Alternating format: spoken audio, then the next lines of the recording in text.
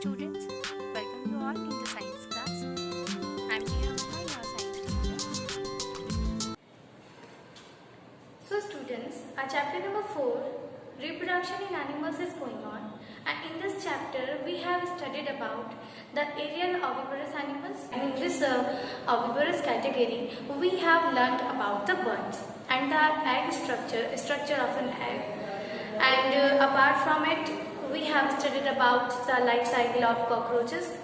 सो हमने जो कॉकरोच होते हैं उसकी लाइफ साइकिल में हमने 3 स्टेजेस स्टडी की थी कि एक कॉकरोच की पूरी लाइफ साइकिल में 3 स्टेज होती हैं, और न केवल कॉकरोच, ग्रासोफर और भी इंसेक्ट्स होते हैं जिनकी लाइफ साइकिल में 3 स्टेजेस होती हैं।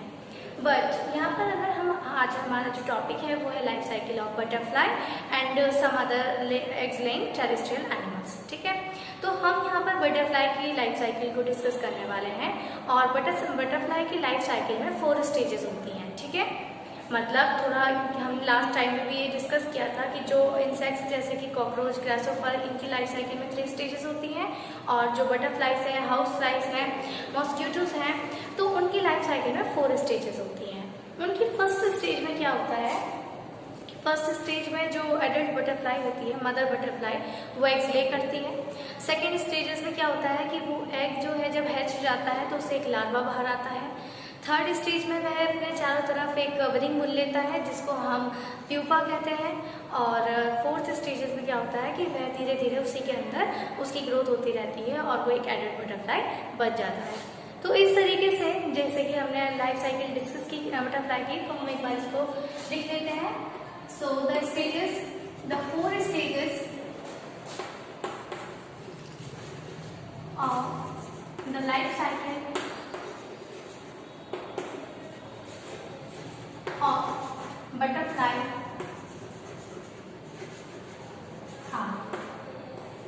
बटरफ्लाई की लाइफ साइकिल की जो 4 स्टेजेस है वो कौन कौन सी है। फर्स्ट में है एग।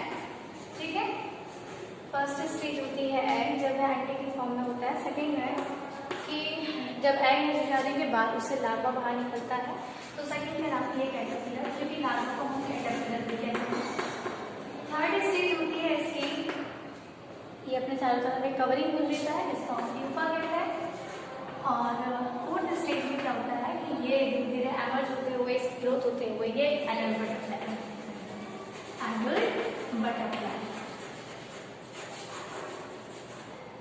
ठीक है, तो ये जो है एक बटरफ्लाई के लाइफ साइकिल की 4 स्टेजेस है। अब इसको हम एक डायग्राम की हेल्प से समझेंगे। तो यहाँ पे ये डायग्राम है।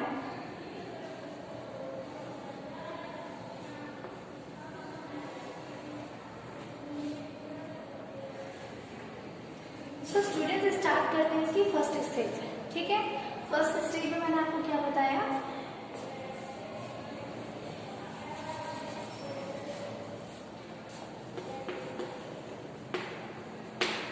फर्स्ट स्टेज में क्या होता है, ये एक एडल्ट बटरफ्लाई बहुत सारे एग्स ले करती है, वो लीव्स के अंडर साइड एग्स ले करती है। तो फर्स्ट स्टेज में यहाँ पे क्या दिखाया गया है कि जो लीफ है उस पर एग है। ठीक है, यानी जो ये अंडे हैं, एक बटरफ्लाई है जो एग्स ले कर चुकी है, तो ये यहाँ पर ये फर्स्ट स्टेज दिखाई गई है। सेकेंड स्टेज में क्या होता है कि जब एग हैच हो जाता है तो उससे क्या होता है कि एक छोटा सा वॉर्म स्ट्रक्चर बाहर निकलती है। वॉर्म किसको कहते हैं, कीड़े को कहते हैं। जैसे आपने सिल्क वॉर्म देखा होगा, उसी की तरह एक वॉर्म से बाहर निकलता है जिसको हम लार्वा कहते हैं, और इसी को ही हम कैटरपिलर कहते हैं। So caterpillar is the second stage of the life cycle of butterfly. धीरे धीरे क्या होता है कि अब इसका जो मेन काम होता है, फंक्शन होता है, क्या होता है कि लाइफ की ग्रोथ के लिए लीव्स को खाना शुरू कर देता है। तो ये धीरे धीरे पत्ती के नीचे लीव साइड सब खा लेता है, और उसके बाद क्या करता है, कुछ टाइम बाद ये अपने चारों तरफ एक कवरिंग को बुन लेता है जिसको हम प्यूपा कहते हैं। तो ये क्या करता है, इसकी सारी जितनी भी आगे की ग्रोथ है वो इस प्यूपा के अंदर होती रहती है। ठीक है, प्यूपा के अंदर ही मैच्योर होता रहता है, ग्रोथ होती रहती है इसकी, और फिर इसी से ही लास्ट में क्या होता है कि छोटा सा पंछी बाहर निकलता है, मतलब जो बाद में क्या हो जाता है, एडल्ट बटरफ्लाई बन जाता है। ठीक है, मतलब ये छोटी बटरफ्लाई से बाहर निकलती है। तो क्या होता है कि ये जो लाइफ साइकिल में लास्ट में जब ये बटरफ्लाई बन जाती है, क्योंकि ये एडल्ट बटरफ्लाई है, ये अपने फूड के तलाश में इधर उधर घूमती रहती है और फिर बाद में क्या करती है, एग्स ले करती है। वो फिर सारा प्रोसेस वैसा का वैसा ही चलता रहता है। तो इस तरीके से इनकी लाइफ साइकिल कंप्लीट होती है। ठीक है, तो स्टूडेंट हम इसको एक एनिमेशन के द्वारा भी समझ सकते हैं। The process starts with the eggs laid by a butterfly, and when egg is hatched, a small caterpillar or larva comes out. Firstly, larva starts eating the eggshell, then it eats the leaves. After some time, it ends eating the leaves and spins a covering around it called pupa. Then it goes into the covering. It grows there. When it is matured, comes from the pupa and emerging a beautiful butterfly and flies away.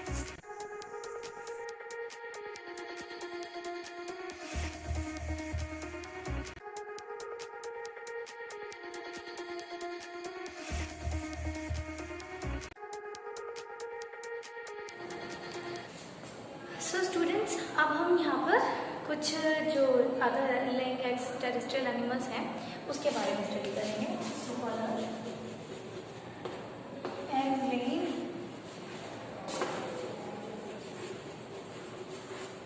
Terrestrial animals.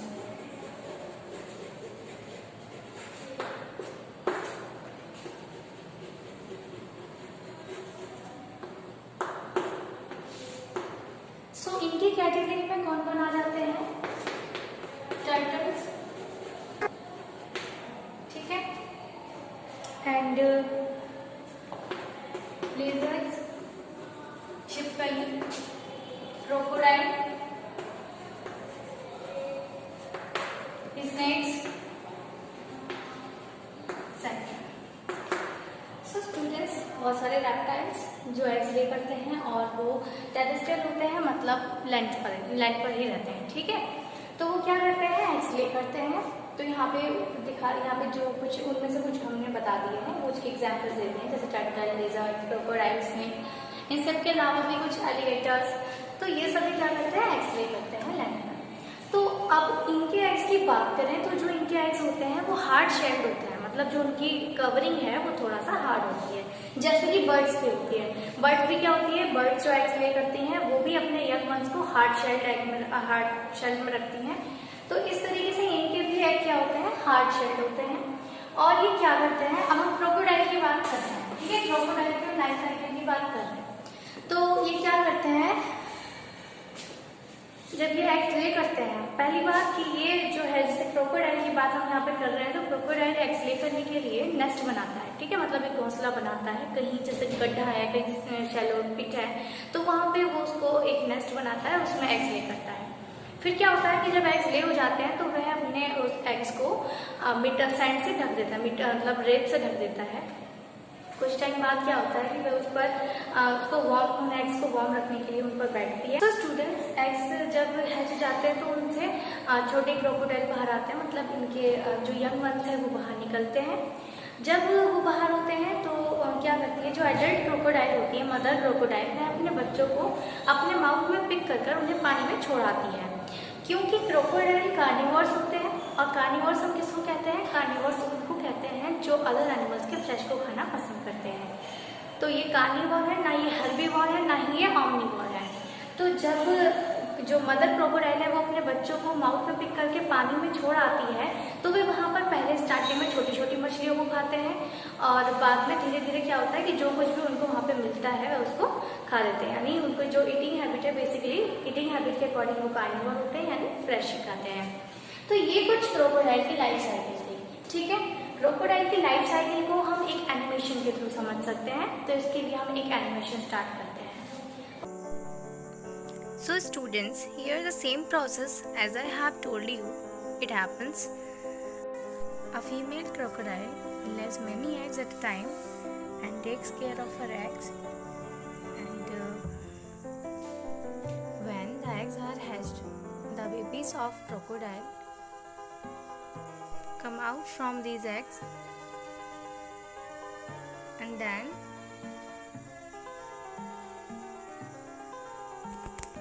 which starts moving in search of food, since they are carnivores, so they like to eat the flesh of other animals. So students, I hope that you would have understand the video with this animation. Thank you.